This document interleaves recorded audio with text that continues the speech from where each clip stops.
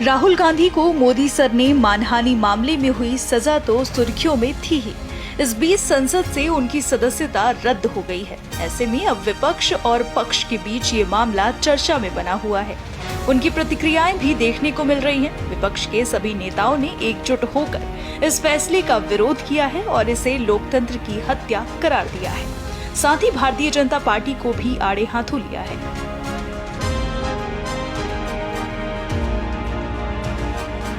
अब छोटे छोटे मामलों के अंदर दर्जन भर राज्यों के अंदर मुकदमे दर्ज कराए जाते हैं।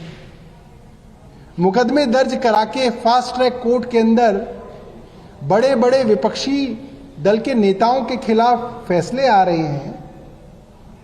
ऐसे तो फिर प्रधानमंत्री जी सिर्फ खुद ही चुनाव लड़ ले। भारतीय जनता पार्टी ये तय कर ले कि अब तो भारतीय जनता पार्टी ही चुनाव लड़ेगी, कोई विपक्ष होगा ही नहीं, वही चुनाव लड़े, वही चुनाव जीते। ऐसा तो डिक्टेटरशिप में सुना जाता था।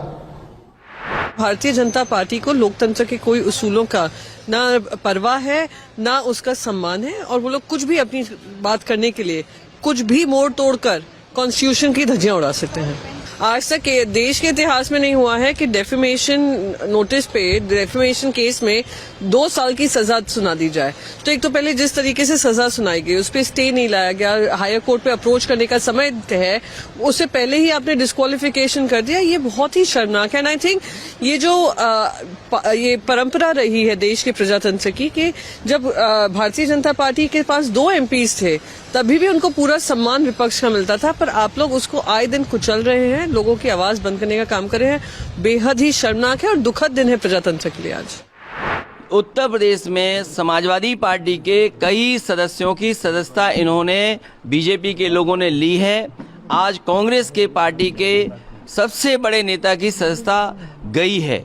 और अगर हम इसी तरह देखेंगे, अगर ऐसे मुकदमे देखेंगे, तो बीजेपी वालों की तो कईयों की सदस्यता नहीं बचेगी। जो भाषा या जिस तरह के उनके स्टेटमेंट्स हैं, अगर उन पर सच्ची कार्रवाई हो जाए तो बहुत सारे भारतीय जनता पार्टी के सदस्यों की भी सदस्यता चली जाएगी। ये जानबूझ करके जो असली मुद्दे हैं, महंगाई, बेरोजगारी और इनके ही मित्र उद्योगपति जिन्होंने पैसा भारत का डुबाया है, उन पर ये बहस नहीं करना चाह रहे। उनसे ध्यान हटाने के लिए ये कांग्रेस पार्टी के नेता के साथ हुआ है, समाजवादियों के साथ पहले हो चुका है। देखिए, ये शर्मनाक है, दुर्भाग्यपूर्ण है, और मैं समझता हूं संसदीय लोकतंत्र के इतिहास में इससे बड़ा काला धब्बा कुछ है। जिस तीव्रता से ये निर्णय लिया गया, जिसके पीछे आधारहीन तथ्य और तर्क रहे। कल ही तेजस्वी जी ने, डिप्टी सीएम हमारे दल के, उन्होंने कहा था कि विपक्ष के दलों को अब ये सोच लेना है कि लड़ाई का तरीका क्या होना चाहिए।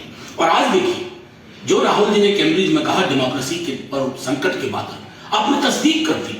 आपके मनसा वाचा कर्मणा में डेमोक्रेसी के लिए कोई रिस्पेक्ट नहीं है। और मैं समझता हूं कि सभी दलों को अब यह तय करना होगा, नागरिक समाज के साथ मिल करके, लोगों के साथ मिल करके, कि इस तानाशाही मनोवृत्ति को जमींदोज करना होगा। अन्यथा हिंदुस्तान का जो 75वें वर्ष आजादी में जो नुकसान हो रहा है ना, उसकी भरपाई कतई संभव नहीं होगी।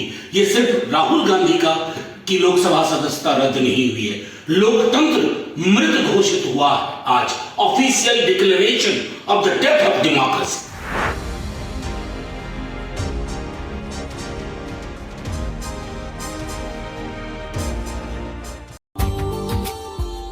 Subscribe now and press the bell icon. Never miss an update.